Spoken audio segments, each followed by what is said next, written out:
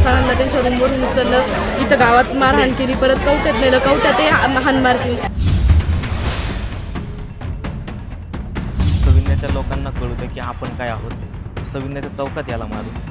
मग मला गाडीवरून ओढलं आणि मारहाण केली.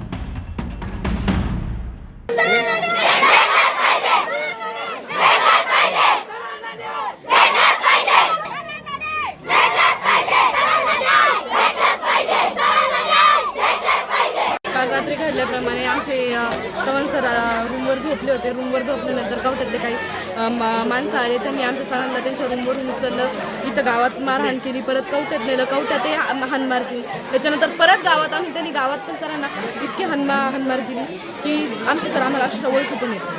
फक्त आमच्या या सर्व विद्यार्थ्यांचं आमचं फक्त एकच मागणं आहे, जे गुन्हेगार आहेत त्यांना फक्त अटक झाली पाहिजे, एवढीच फक्त आमची इच्छा आहे.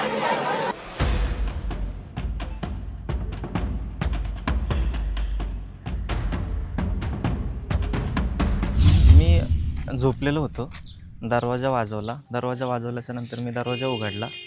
मी बनेलवर होतो. मुलांनी मला सांगितलं की कपडे घाला, आपल्याला बाहेर जायचं आहे.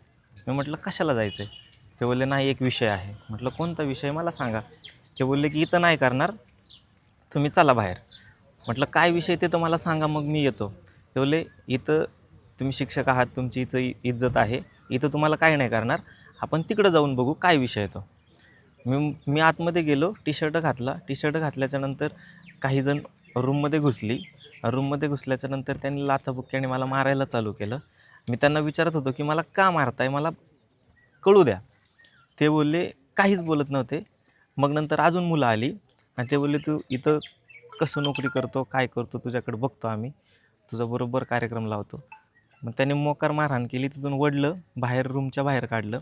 बाहेर काढल्याचं बाहेर पण मारहाण झाली. तिथून उचललं, गाडीवर टाकल्याच्या नंतर माझा हात आणि तोंड एकदम पॅक केलं, हातपाय वगैरे पॅक केले एकदम. दोघं जणांनी मध्ये धरलं होतं मला. तिथून उचललं आणि कवठे दिशेने गाडी घेतली त्यांनी. आणि रस्त्यामध्येच ते म्हणत होते की याचा बरोबर योग्य कार्यक्रम लावू, याला बांधून मारू. आणि अर्ध्या रस्त्यावर जाऊन त्यांनी प्लॅन चेंज केला आणि तिथून गाडी फिरवली. त्यांनी म्हटलं की सविन्याच्या लोकांना कळू दे की आपण काय आहोत. सविन्याच्या चौकात याला मारू. मग त्यांनी सविन्याच्या चौकामध्ये येऊन मला तिथं त्यांच्या गाड्या भरपूर होत्या.